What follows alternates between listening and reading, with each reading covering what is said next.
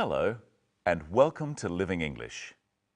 Last time on Sisters and Brothers, Steve was teaching Anne how to play darts when Anne decided to tell him about her missing brother. Now let's see what happens when Anne shows Steve a photo of her brother.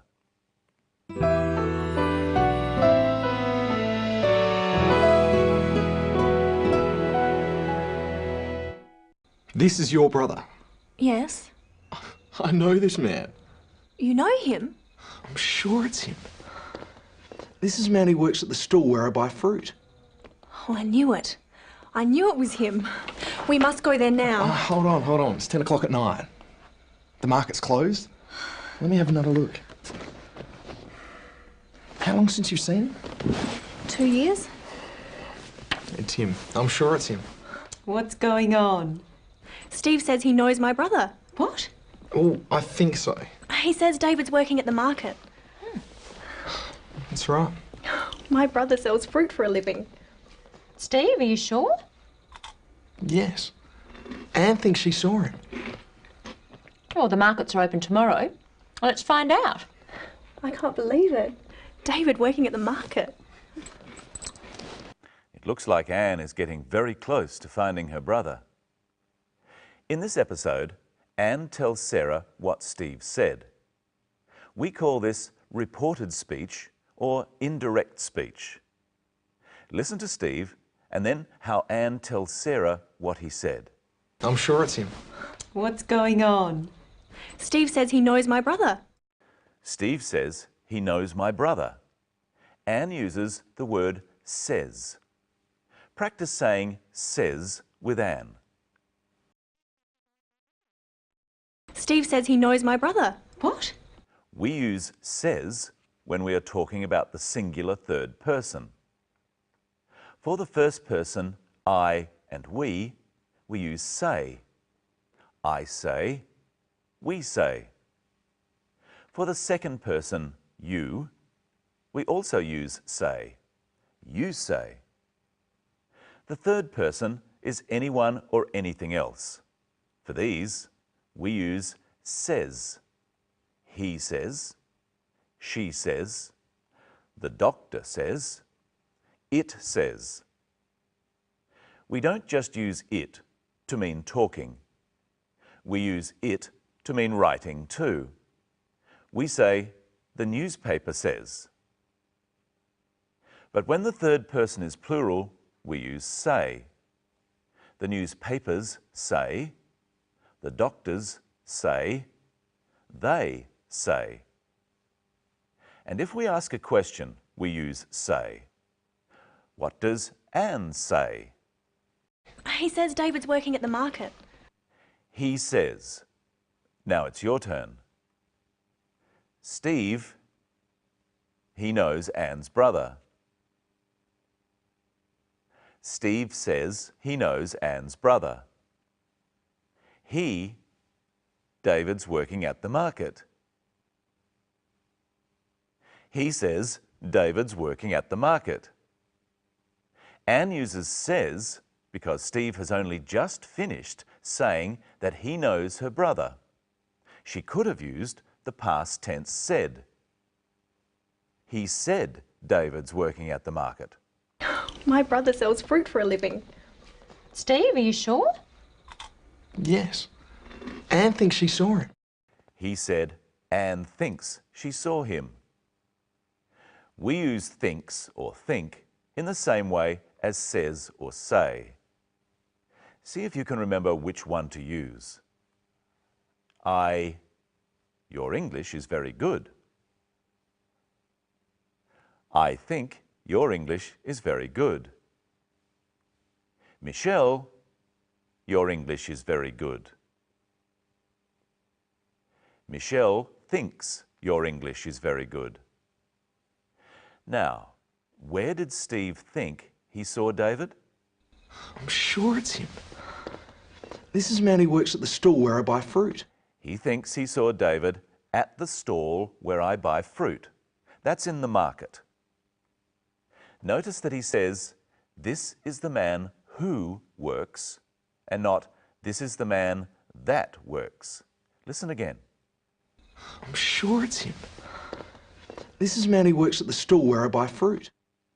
We mostly use who when we are talking about people, and always that if we're talking about things. We say, I don't like cars that are noisy, but I don't like people who are noisy. Let's try some. I like cars are fast. I like cars that are fast. I like children laugh. I like children who laugh. You don't always have to say who when you're talking about people. You can also say, I like children that laugh. But with things, such as cars, we always say that. We use words such as who, that, which, and where when we want to say something about what has just been mentioned. Listen to the way Steve uses the word where. This is a man who works at the store where I buy fruit. He mentions the stall and then says something about it. The stall where I buy fruit. We use where to say something about a place, or to provide extra information about a place. When Steve says, the stall where I buy fruit, we are told something about the stall. It's the place Steve goes to buy fruit. Here are some more examples. I want to see where you live. This is the place where I grew up. Now see if you can use the right word, who or where. This is the girl. She works at the supermarket. This is the girl who works at the supermarket. This is the girl. She is getting married. This is the girl who is getting married. She works at the supermarket. I shop there. She works at the supermarket where I shop. And we can put all these ideas together in one sentence like this. This is the girl. She works at the supermarket. I shop there. She is getting married.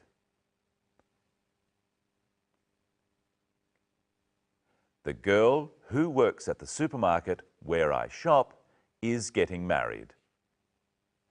So words like who, where, which, and that can be used to link sentences or ideas together. Let's try another one. This is the house. I live there. This is the house where I live. This is the man. He owns the house. This is the man who owns the house. And putting the ideas together. This is the man. He owns the house. I live there. This is the man who owns the house where I live. Now listen to what Anne says about her brother who works at the market. My brother sells fruit for a living. And this is Michelle. She helps host the program. This is Michelle who helps host the program. Hello, Michelle. Hello, Brenton. Hello, everyone. What does Anne mean when she says he sells fruit for a living? She means it's his job. His job is selling fruit at the market. It's how he earns enough money to live. We do jobs for a living. What jobs have you done for a living? I used to work at the market like David. I used to unload the fruit and vegetables off the trucks in the morning. Used to? We say used to for something that you did in the past but don't do now. I remember you used to work as a checkout operator. That's right. That was years ago. Now you try. Add used to to these sentences. Brenton, work at the market. Brenton used to work at the market. Michelle, work as a checkout operator. Michelle used to work as a checkout operator. We say, I used to work as a checkout operator because it was a regular thing, a job. I used to work at the supermarket every day. So I could say, I caught the bus yesterday, so I only caught the bus once. But if I say, I used to catch the bus, I mean I did it often, every day. I used to catch the bus to work, but now I walk. Do you remember what Anne's job is? What does Anne do for a living? She works as a wine importer. Where does her brother work again? I can't believe it. David working at the market. He works at the market. We mostly say that we work at a specific place. We work at the TV station. David works at the market. Let's practice that. I used to work the supermarket. I used to work at the supermarket. A teacher works a school. A teacher works at a school. A professor works a university. A professor works at a university. So what do we mean when we say that we work in something? We mostly use in for the general type of work we do. We work in the media. When I was a checkout operator, I used to work in retail. Anne works in the wine industry. What about when we say we work for something? We work for money. No, I mean when someone says he works for a bank. Oh, that means the organisation you are helping with your work. A policeman works for the government. Or it can just mean an individual. I used to work as a babysitter for my aunt. You used to work in childcare. Yes. Now it's your turn. Which words will we put in here? I work as a TV presenter at the local TV station. I work in the media. Who do you work for? Well, I work for ABC Asia Pacific TV. It's a TV network. So I work for the TV network. We know that Anne's brother David works at the market, but what does he work as? Someone who sells fruit and vegetables is called a greengrocer. So David works as a greengrocer. Of course, you can also say he is a greengrocer. Well, that's all for today. We learnt about reported speech and what first, second and third person means. And some of the little words we use to talk about the jobs we do. In our next episode, we'll join Anne, Steve and Sarah at the market in their search for Anne's brother and find out some more about tenses.